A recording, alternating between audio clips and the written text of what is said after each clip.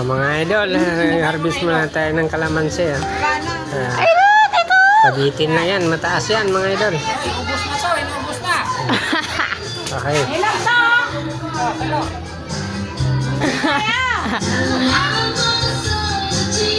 Kaya na.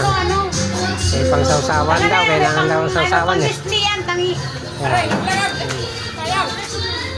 Thank you sa panonood mga idol.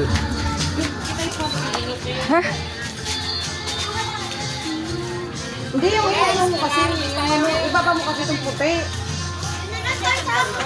Wala pa ulit sisibay yung sirap na. Sino mo? Alay, di lang ako. Baite Chelsea ah! Tama na! Okay na yan doon! Harvest natin mga idol. Ang kalamansi.